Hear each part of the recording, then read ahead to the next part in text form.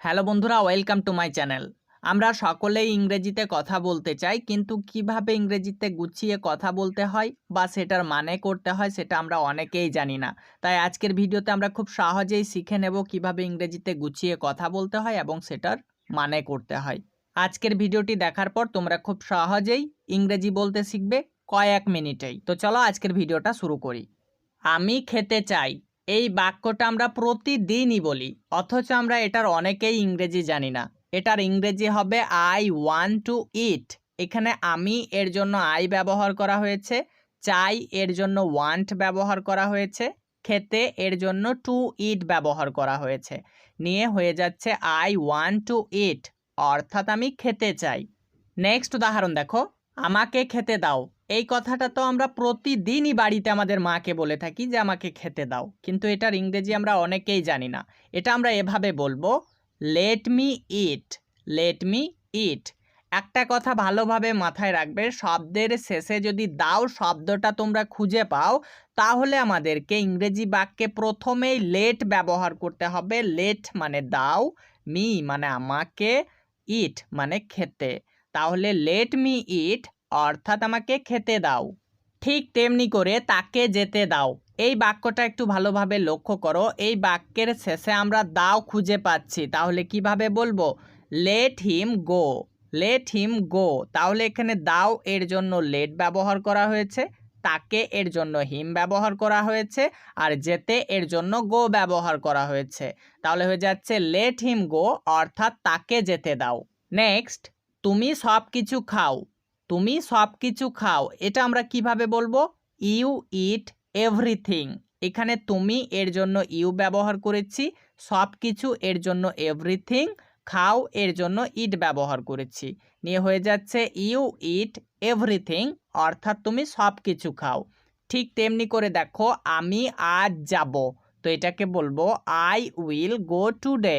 এখানে আমি এর জন্য আই ব্যবহার করা হয়েছে, যাব এর জন্য উইল গো ব্যবহার করা হয়েছে, আজ এর জন্য টু ব্যবহার করা হয়েছে। আই উইল গো টুডে অর্থাৎ আমি আজ যাব। তাড়াতাড়ি করো, হারি আপ। হারি আপ এটার সম্পূর্ণ অর্থটাই হবে তাড়াতাড়ি করো। নেক্সট, তুমি কেমন আছো।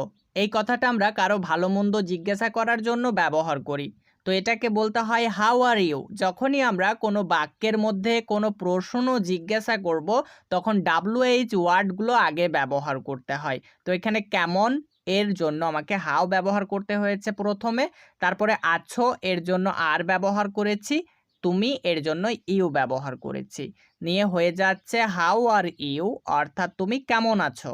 এটা পরিষ্কার করো, এটার জন্য বলবো ক্লিন ইট। এখানে পরিষ্কার করো এর জন্য ক্লিন ব্যবহার করেছি, এটা এর জন্য ইট ব্যবহার করেছি, নিয়ে ক্লিন ইট এর অর্থ হয়ে যাচ্ছে এটা পরিষ্কার করো।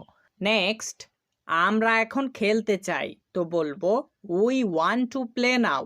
এখানে আমরা এর জন্য উই ব্যবহার করেছি, চাই এর জন্য ওয়ান্ট ব্যবহার করেছি, খেলতে এর জন্য টু প্লে ব্যবহার করেছি, এখন এর জন্য নাও ব্যবহার করেছি। উই ওয়ান্ট টু প্লে নাও অর্থাৎ আমরা এখন খেলতে চাই। আমি জানি না, এটা এভাবে বলবো আই ডোন্ট নো। এখানে আমি এর জন্য আই ব্যবহার করেছি, না এর জন্য ডোন্ট ব্যবহার করেছি। ডু নট এটাকে সংক্ষিপ্ত করে ডোন্ট বলা হয়, আর জানি এর জন্য নো ব্যবহার করেছি, নিয়ে হয়ে যাচ্ছে আই ডোন্ট নো অর্থাৎ আমি জানি না। নেক্সট, তুমি কি আমাকে চেনো। এটা এভাবে বলবো ডু ইউ নো মি। এখানে তুমি এর জন্য ইউ ব্যবহার করেছি, চেনো এর জন্য নো ব্যবহার করেছি, আমাকে এর জন্য মি ব্যবহার করেছি। তাহলে তোমাদের একটা প্রশ্ন হতে পারে, তাহলে কি এটার জন্য আমরা কি ব্যবহার করেছি? হ্যাঁ, এখানে কিন্তু কি এর জন্য কিছুই ব্যবহার করা হয়নি। এখানে ডু এবং শব্দের শেষে যে জিজ্ঞাসার চিহ্নটা দেখতে পাচ্ছি, এই সাউন্ডটা তৈরি করে ডু এবং শব্দের শেষে যে জিজ্ঞাসার চিহ্নটা আছে, এই দুইটা জিনিস মিলে, তো এটাকে বলা হয় ইন্টারোগেটিভ সেন্টেন্স। তো যখনই আমরা সিম্পল প্রেজেন্ট টেন্সকে ইন্টারোগেটিভ করতে যাব, তখন ডু না হলে ডাজ ব্যবহার করতে হয় শব্দের প্রথমে। ঠিক এটাই যেমন হয়েছে, ডু ইউ নো মি অর্থাৎ তুমি কি আমাকে চেনো। কিছু করো, এটার জন্য বলবো ডু সামথিং। এখানে করো এর জন্য ডু ব্যবহার করেছি, কিছু এর জন্য সামথিং ব্যবহার করেছি। নিয়ে ডু সামথিং মানে কিছু করো। কিছু বলো, সেই সামথিং। এখানে বলো এর জন্য সেই ব্যবহার করেছি, কিছু এর জন্য সামথিং ব্যবহার করেছি। সেই সামথিং অর্থাৎ কিছু বলো। আমার একটি গাড়ি আছে, বলবো আই হ্যাভ আ কার। এখানে আমার এর জন্য আই ব্যবহার করেছি, আছে এর জন্য হ্যাভ ব্যবহার করেছি, একটি এর জন্য এ ব্যবহার করেছি, গাড়ি এর জন্য কার ব্যবহার করেছি।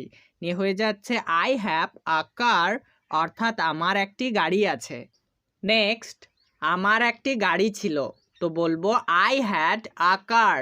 এখানে আমার এর জন্য আই ব্যবহার করেছি, ছিল এর জন্য হ্যাড ব্যবহার করেছি, একটি এর জন্য এ ব্যবহার করেছি, গাড়ি এর জন্য কার ব্যবহার করেছি। নিয়ে হয়ে যাচ্ছে আই হ্যাড আ কার অর্থাৎ আমার একটি গাড়ি ছিল। নেক্সট, আমি ঘরে আছি, তো বলবো আই অ্যাম অ্যাট হোম। এখানে আমি এর জন্য আই ব্যবহার করেছি, আছি এর জন্য অ্যাম ব্যবহার করেছি, ঘরে এর জন্য অ্যাট হোম ব্যবহার করেছি। আই অ্যাম অ্যাট হোম অর্থাৎ আমি ঘরে আছি। আমি বাজারে যাচ্ছি, তো বলবো I am going to market. এখানে আমি এর জন্য আই ব্যবহার করেছি, যাচ্ছি এর জন্য অ্যাম গোয়িং ব্যবহার করেছি, বাজারে এর জন্য টু মার্কেট ব্যবহার করেছি। তো টু আমরা তখনই ব্যবহার করব কোনো কিছুর দিকে যখন আমরা যাওয়া বোঝাবো, সেই অর্থে আমরা টু ব্যবহার করব। তো I am going to market অর্থাৎ আমি বাজারে যাচ্ছি। ঠিক তেমনি করে দেখো, আমি অফিসে যাচ্ছি, তো বলবো I am going to office. এখানে আমি এর জন্য আই ব্যবহার করেছি, যাচ্ছি এর জন্য অ্যাম গোয়িং ব্যবহার করেছি, অফিসে এর জন্য টু অফিস ব্যবহার করেছি। I am going to office অর্থাৎ আমি অফিসে যাচ্ছি। ঠিক তেমনি করে আমি স্কুলে যাচ্ছি, তো বলবো I am going to school. এখানে আমি এর জন্য আই ব্যবহার করেছি, যাচ্ছি এর জন্য অ্যাম গোয়িং, স্কুলে এর জন্য to school. I am going to school অর্থাৎ আমি স্কুলে যাচ্ছি।